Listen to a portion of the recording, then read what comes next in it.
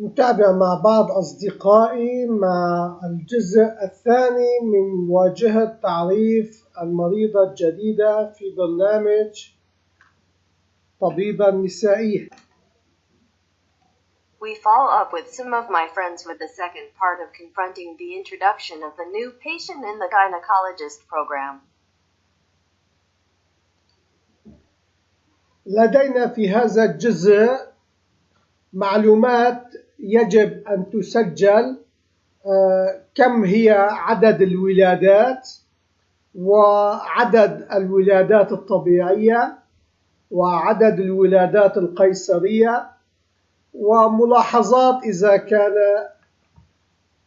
موجود، ويمكن أن نسجل عدد الأولاد الأحياء وعدد الإسقاطات، ونسجل في خانة التجريف، ونسجل في خانة الملاحظات التابعة للتجريف، ونسجل عدد الوفيات، ويوجد ملاحظات أيضا خاصة بهذا الموضوع.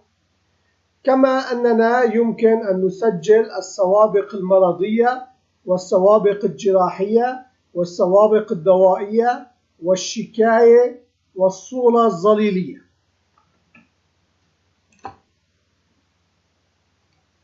We have in this part information that must be recorded: how much the number of births, the number of normal births, the number of cesarean deliveries, and notes if it exists. We can record the number of live children and the number of abortions and record the number of deaths. There are also notes related to this topic. We can also record the medical history, surgical history and previous history, pharmacovigilance, grievance, and shadow images.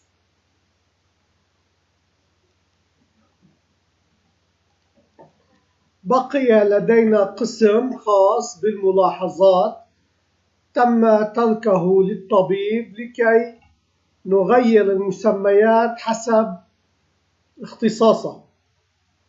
يوجد ملاحظات 4، ملاحظات 6، ملاحظات 8، ملاحظات 9، ملاحظات 10، ملاحظات 11، ملاحظات 12، ويوجد التقييم ويوجد التدبير. كل هذه البنود يمكن أن يسجلها الطبيب في أول زيارة تتم للمريضة.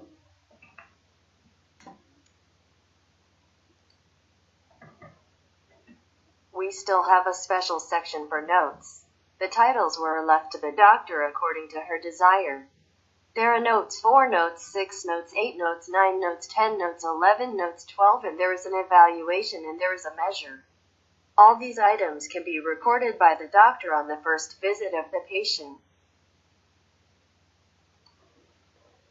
نكتفي اليوم بهذا القدر من المعلومات.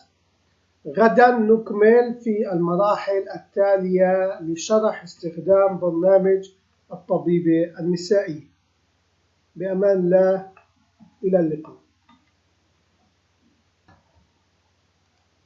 Today we are satisfied with this amount of information. Tomorrow we will continue in the following stages to explain the use of the gynecologist program in the safety of God.